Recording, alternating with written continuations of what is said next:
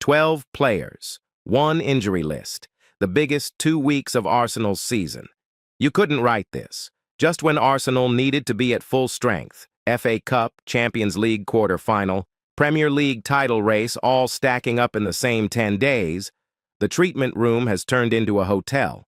Players are checking in left and right. And some of them, we genuinely don't know when they're coming back. So let's talk about it. Properly. No watered-down takes. No, Arsenal will be fine comfort blanket.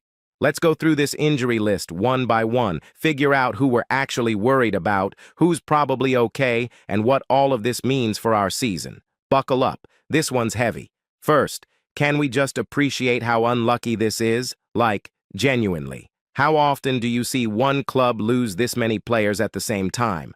We're talking Saka, Rice, Gabriel, Saliba, Odegaard, Timber, Trossard, Eze, Hincapie, Zubimendi, Madueke, and Marino, all unavailable or carrying some kind of issue. That's not a bad run of luck. That's a full-blown injury crisis wearing a trench coat pretending to be multiple problems. And the timing? It couldn't be worse. We just lost the Carabao Cup final to City. The players are tired, the fans are frustrated, and now Arteta has to pick a team to face Southampton, then Sporting CP in the Champions League, then Bournemouth in the league, all within about 8 days. One wrong move and this season falls apart completely. So yeah, this is big, very big. Let's start with the two that are making me lose sleep, Declan Rice. How bad is this really? Okay, I need everyone to calm down for a second, and then panic with me. Declan Rice came back from England duty early. That alone would be fine. Players pull out of internationals all the time, right? But then Thomas Tuchel, the England manager, said something that stopped me mid-scroll.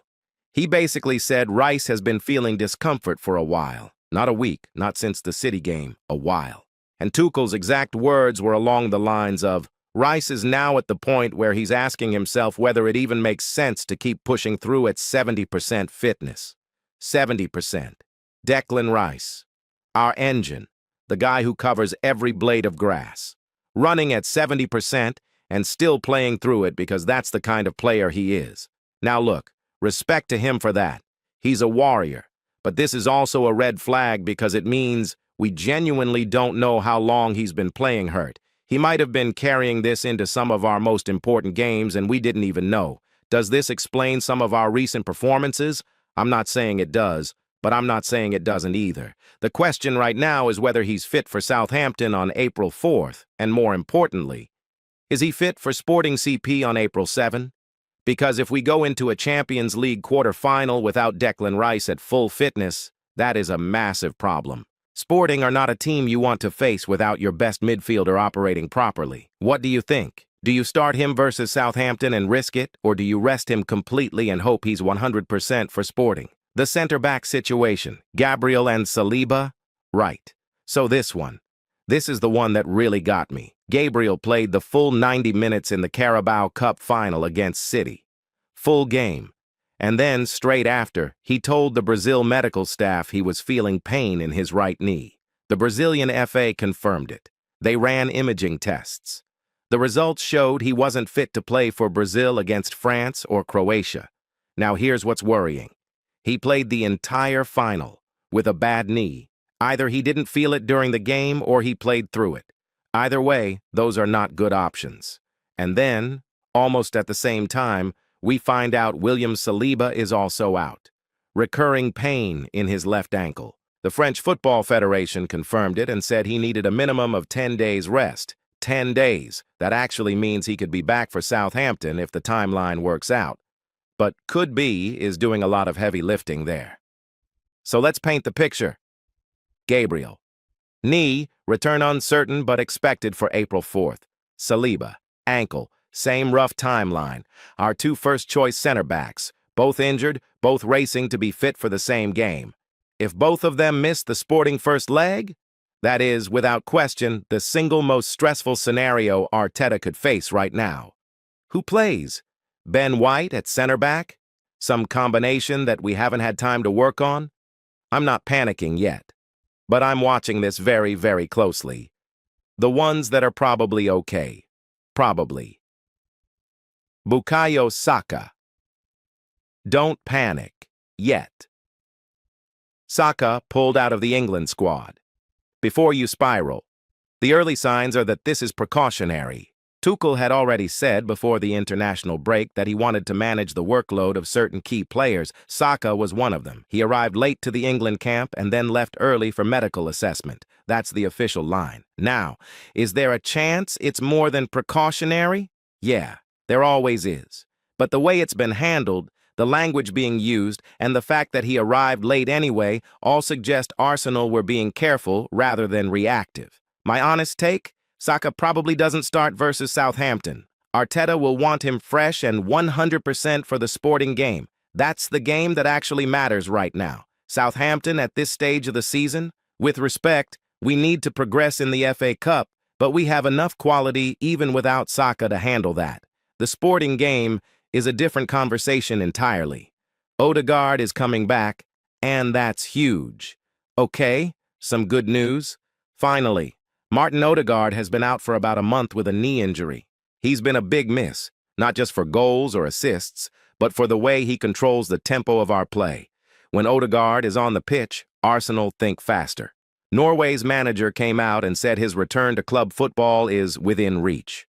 That's encouraging language. Arsenal fans will take within reach right now, because honestly, we'll take anything positive we can get. The hope is he's available for Southampton. Even if he's not fully match sharp, getting him minutes would be valuable. And if he's fit for Sporting, game changer. Fabrizio Romano, who tracks squad and fitness situations closely, has noted how important Odegaard's return is to Arsenal's plans heading into this critical stretch of fixtures. His leadership on the pitch is irreplaceable. Arteta has built a lot of the attacking system around his movement and decision-making. Getting him back now, at this exact moment, might actually save our season. Timber, Trossard, Saliba, the should-be-fine group. Jurrien Timber has an ankle issue. He missed the cup final and sat out the internationals. But Arteta had said before Wembley that he hoped Timber would be available, which tells you the injury isn't considered serious. Leandro Trossard pulled out of the Belgium squad with an unspecified issue, but every signal here is that it's precautionary. The Belgian FA said it was to help him continue his rehabilitation under optimal conditions. That's careful management, not crisis. And Saliba, as we mentioned, 10 days minimum rest puts him right on the edge of being available for Southampton. None of these three are major concerns long-term. Short-term, it's just about whether they're sharp enough to feature right away or whether they need a game or two to get going. The ones that are actually worrying beyond Rice and Gabriel Madueke.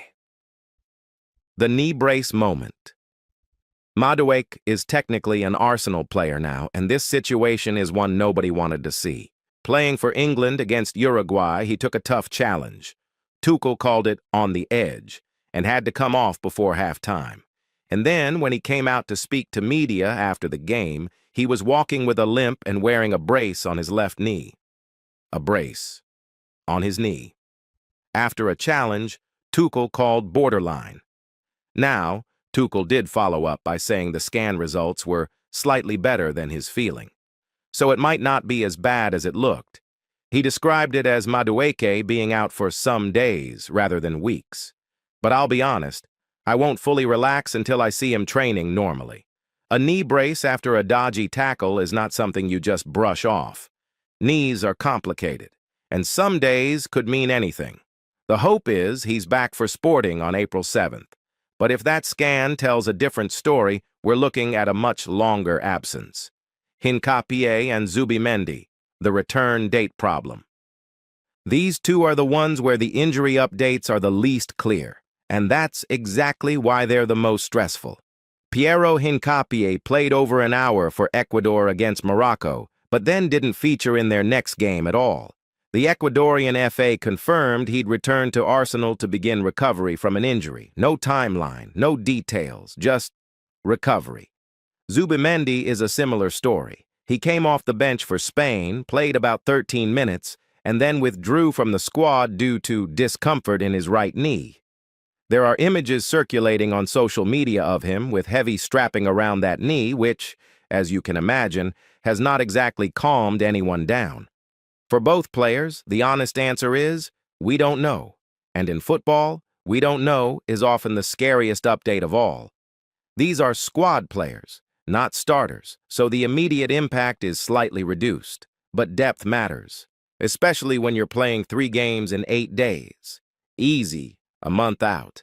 That's painful. Eberechi Eze is going to miss roughly 4 weeks. He picked up a calf injury during the Champions League win over Bayer Leverkusen back in March, and it's kept him out of everything since, including the Carabao Cup final. Arteta said they needed a definitive scan to figure out exactly how long he'd be out. The estimate right now is that he won't be back until around May against Fulham, and honestly, that's a real loss. Eze brings something different to this Arsenal squad. He's unpredictable. He can beat a man, score a goal out of nothing, and change a game with one moment of brilliance. In a run of fixtures that includes Sporting twice, Bournemouth, and whatever comes after, that kind of creativity matters enormously. The silver lining, if there is one, is that the injury happened just before the international break, so at least those 2 weeks aren't being taken out of the middle of a fixture run. He gets to recover while others are away with their national teams. But missing 4 weeks of this stage of the season? That stings. It genuinely stings. Merino. Is he playing again? This season, this one hasn't got as much attention as the others, and maybe that's fair because it's been building for a while. But Mikel Merino had surgery on a foot injury back in February. He's been out for over a month already, and right now the honest assessment is that he's in a race to play again this season at all. That's not great reading. We signed him for a reason. His ability to dominate midfield, his physicality, his intelligence on the ball, and he's barely had a chance to show it consistently.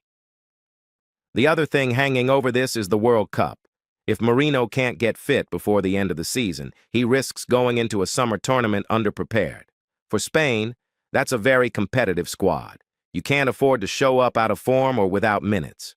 Right now, unknown return date. That's all we've got.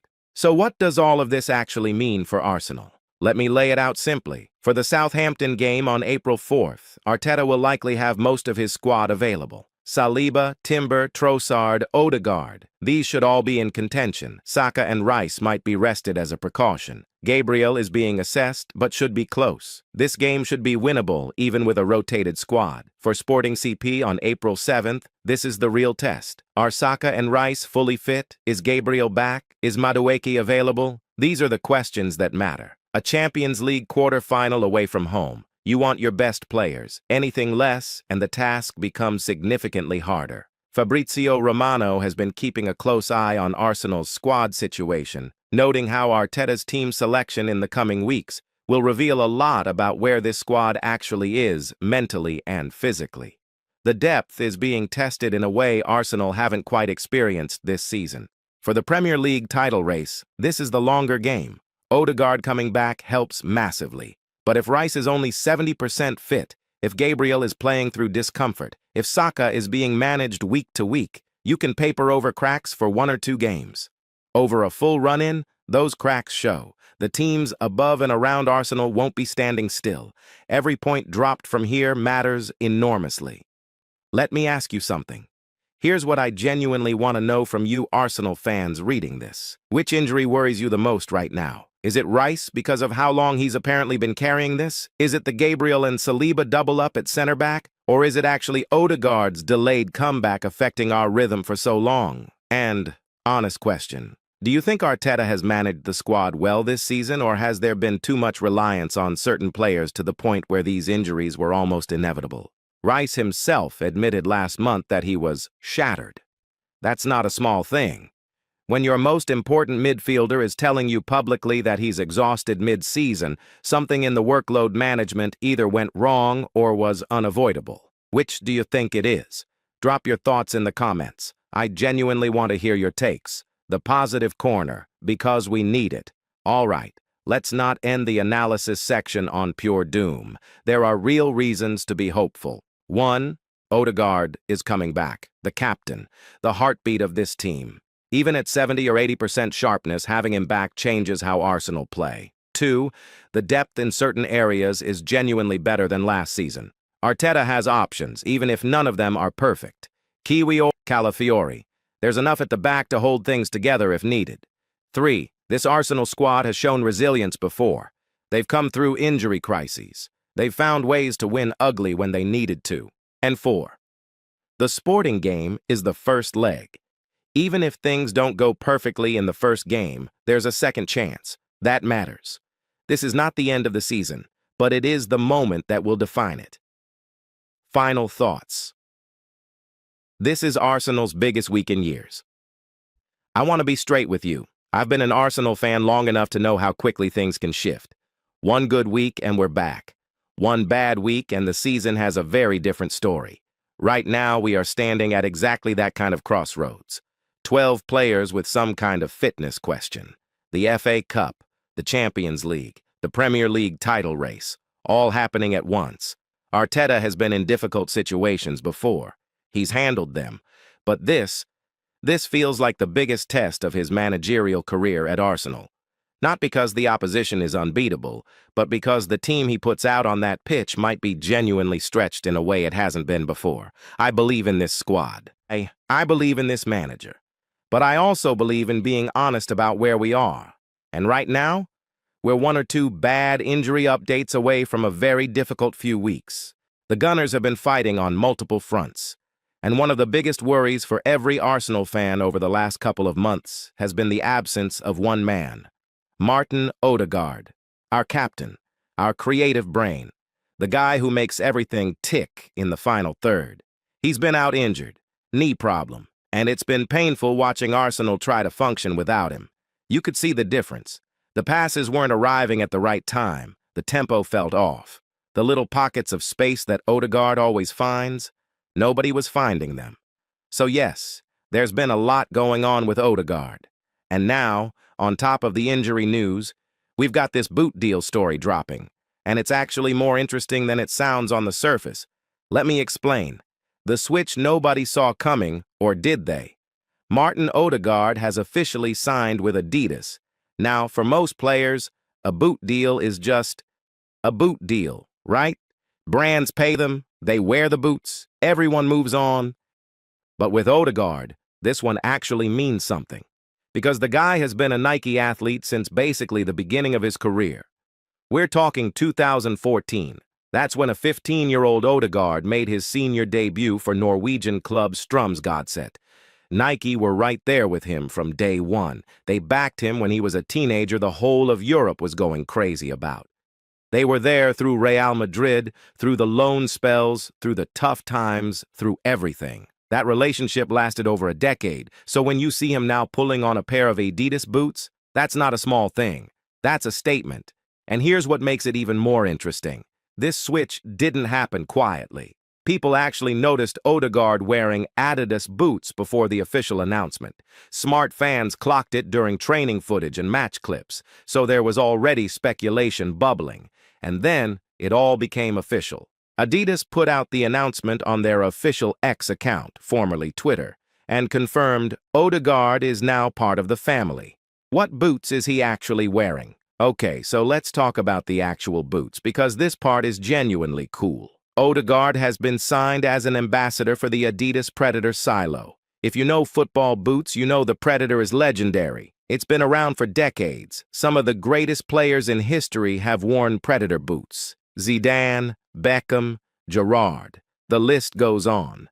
So, Odegaard joining that lineage, that's a big deal culturally in the boot world. But here's the thing that makes it even more special. Adidas didn't just hand him a standard pair off the shelf. They created a custom version specifically for him. The boot has a knit structure instead of the usual tongue design you see on most boots. What that means is it gives you the clean, sleek look of a laceless boot.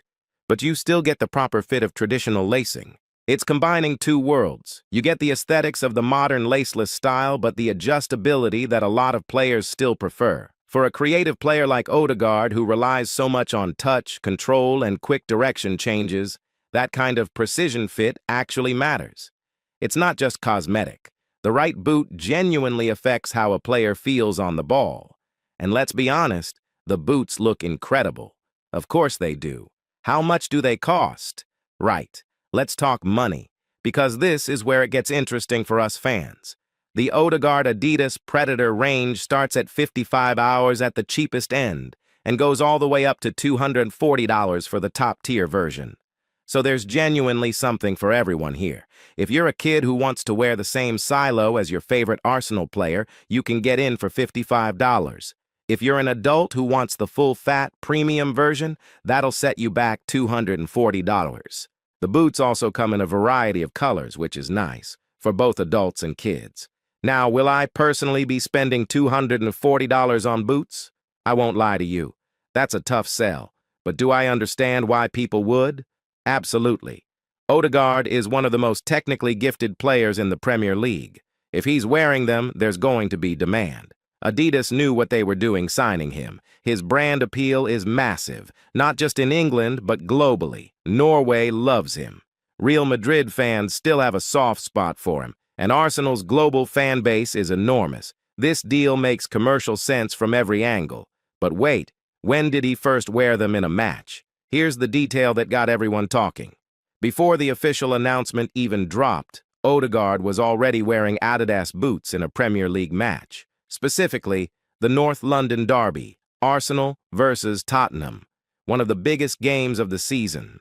And in that game, Odegaard came on as a substitute and provided an assist for Victor Gyökeres. So his first real moment in Adidas boots? An assist in the North London derby against Spurs. If you were writing a movie script, you couldn't do better than that.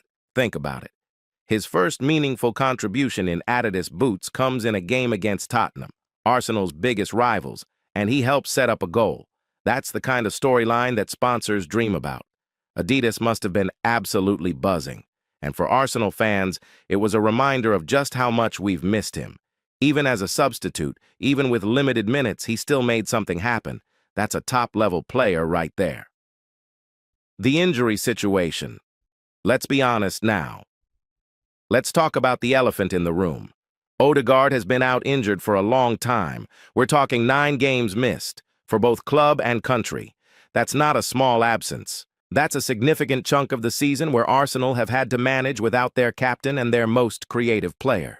The injury is a knee problem, and as much as the club and the medical staff have been careful with the timeline, every Arsenal fan has been refreshing the injury updates like their life depends on it. Norway manager Ståle Solbakken gave us the most recent update, and he was cautiously optimistic. He said something along the lines of, "It could be a goal for Martin to be back in his club squad in around 2 to 3 weeks. He said it's within reach." Now, that's not a guarantee. That's a football manager being careful with his words. But within reach is the kind of phrase that gives you hope, right? Solbakken also made clear that Odegaard doesn't need to travel to Norway during the international break. He needs to keep working with Arsenal's medical and coaching staff. That's the priority. Get him fit. Get him back. And here's the timeline that makes sense when you join the dots. If the international break gives him around 2 to 3 weeks of recovery and training time, his potential return could line up with Arsenal's FA Cup quarter-final against Southampton. The Southampton FA Cup quarter-final, can you imagine? Martin Odegaard, back from injury, in the FA Cup quarter-finals, and wearing his brand-new Adidas Predator boots for the first time as an official Adidas ambassador in an Arsenal shirt. That would be a moment. Now, I'm not going to sit here and hype it up too much, because football has a way of disappointing you when you expect something special. We all know that, but the possibility is there. The timing works, and if Odegaard can get through a full training week without any setbacks, he could absolutely be in contention. For Arsenal, the FA Cup is a real opportunity this season. The squad has the quality, the experience is there, and getting Odegaard back, even off the bench, would change the dynamic completely. Southampton won't be easy. No game in a cup quarter-final is easy. But with a fit Odegaard, Arsenal's chances go up significantly. What does this mean for Arsenal? Fan analysis time. All right, let me give you my honest take on all of this. Not as a journalist, but as someone who actually cares about this football club. The Adidas deal itself, I love it. I think it's a sign of Odegaard's growth as a global football figure. When brands like Adidas come to you with a custom boot deal, that's not just about football ability. That's about marketability, about personality, about being someone fans connect with. And Odegaard ticks all those boxes. He's calm, he's technical, he's likable. He never says anything stupid in interviews. He's consistent in how he carries himself. These are things that big brands value massively. Nike had him for 10 years. The fact that Adidas convinced him to switch tells you they put together a serious offer. But more importantly, the injury return is what matters for Arsenal. I've watched a lot of Arsenal games without Odegaard this season, and it's been uncomfortable. The team doesn't flow the same way. The combinations in midfield feel forced. The creativity in tight spaces disappears. We're a different team without him, and I think even the most casual Arsenal watcher can see that. Getting him back healthy, not rushed, not half fit, but properly back, is the most important thing ahead of the run-in. And if he can come back and hit the ground running like he did in that North London derby cameo, then Arsenal's second half of the season starts to look very different. A quick word on Fabrizio Romano. Now, if you follow football transfers and news at all, you know Fabrizio Romano is the go-to source. The man doesn't post unless he's certain. Here we go is basically law at this point. Romano has been tracking the Odegaard situation, not just the boot deal, but his broader status at the club. And the consistent message from reliable sources has been that Odegaard is absolutely central to Arsenal's plans. There is no scenario being discussed where he leaves, no exit clause being activated, no whispers of Real Madrid coming back in. Odegaard is Arsenal's captain. He's signed up to this project long-term, and this Adidas deal, in a weird way, reinforces that. You don't sign a major boot sponsorship deal and get a custom boot created for you if you're uncertain about your future. You do it when you're settled, when you're confident, when you're ready to be a face of the game for years to come. This is a man who is committed to Arsenal, on the pitch and off it, and that should make every Arsenal fan feel good. Let me ask you something right. Quick pause. I want to hear from you. Are you someone who actually thinks boot deals matter to players' performance? Or do you think it's purely commercial and has zero effect on what happens on the pitch? Because I genuinely go back and forth on this. On one hand, a boot is a boot. A world-class player can perform in any footwear. On the other hand, comfort, fit, and confidence in your equipment does play a psychological role. If a player feels good in their boots, that can translate. And Odegaard specifically mentioned how important the fit is for him. The custom Predator with the knit structure was built with his playing style in mind. That's not nothing. Drop your thoughts in the comments. Do boot deals actually matter? Also, how excited are you about Odegaard potentially returning for the Southampton FA Cup game? Scale of 1 to 10, because I'm hovering around an 8 right now. Cautiously optimistic. Trying not to get too hyped. You know how it is. The bigger picture. Let's zoom out for a second. Arsenal are trying to build something special. Arteta has been very clear about that. This isn't a project where you bring in flashy signings every window and hope for the best. It's about building a culture, an identity, a way of playing that is sustainable. And Odegaard is central to that identity. The way he presses, the way he finds space between the lines, the way he connects with the strikers and the wide players, the way he reads the game a second before everyone else. These aren't things you can easily replace. These are the qualities of a genuinely elite player. When he's fit and on form, Arsenal look like a top 4 team. When he's absent, there are question marks. That's just the reality. And I say that with full respect to the rest of the squad, their quality. But Odegaard is the difference maker. So the fact that he's getting closer to a return, that's massive. Not just for the FA Cup, but for everything that comes after. The league run-in, European ambitions, all of it. What Adidas gets out of this. Let's not be naive. Adidas didn't sign Odegaard out of kindness. This is business, and it's smart business. Think about the exposure. Every time Arsenal play on TV, Odegaard's boots are going to be on screen. Arsenal have one of the most watched fan bases in the world. Games broadcast across the UK, Europe, Africa, Asia, the Americas. That's free advertising at the highest level. And Odegaard isn't just any player. He's the captain, the playmaker, the one the cameras follow. When he picks up the ball and drives forward, the broadcast zooms in. That's your boot right there, on screen, in HD, in front of millions. Plus the youth market. Kids want to wear what their heroes wear. That's always been true in football. You grew up wanting Ronaldo's boots or Messi's boots or whoever your idol was. Now, a generation of young Arsenal fans and young Norwegian football fans are going to want Odegaard's Predators, the 55 entry price point. That's Adidas being strategic. They want this boot accessible enough that kids can actually get it. Parents can actually buy it without having a heart attack. That's how you build brand loyalty from a young age. Adidas played this perfectly. Final thoughts. Is this the start of something big? So let me bring it all together. Martin Odegaard has switched to Adidas after a decade with Nike. He has a custom Predator boot designed specifically for him. He could be back from injury as soon as the FA Cup quarter-final against Southampton, and everything coming from his camp and from the club suggests he is fully committed to Arsenal long-term. This is a feel-good story, and in football, those don't come around every day. But I'll be real with you. None of the boot stuff matters if he comes back and the knee isn't right. The priority has to be his health. Get him back properly. Don't rush it. Arsenal have made that mistake before with players coming back too soon and breaking down again. We cannot afford that with Odegaard. If he comes back fit, really fit, then Arsenal's season changes. Simple as that. And if he does come back for Southampton, and if he scores or assists in that game, in his new Adidas Predators, that's going to be one of those moments people talk about for a while. I'm here for it. Look, at the end of the day, this story has a bit of everything. Business, fashion, football, an injury comeback, a North London derby assist, a custom boot, a captain making a statement, and through all of it, one thing is clear. Martin Odegaard is not just Arsenal's captain on the pitch. He's becoming a bigger figure in the game overall, the type of player that brands want, the type of player that fans everywhere respect. For Arsenal fans, though, all we want is simple. Get him fit, get him back, and let him do what he does best. Because when Odegaard is playing, Arsenal are a different team. We all know it. And deep down, the rest of the Premier League knows it too. Come on, you Gunners.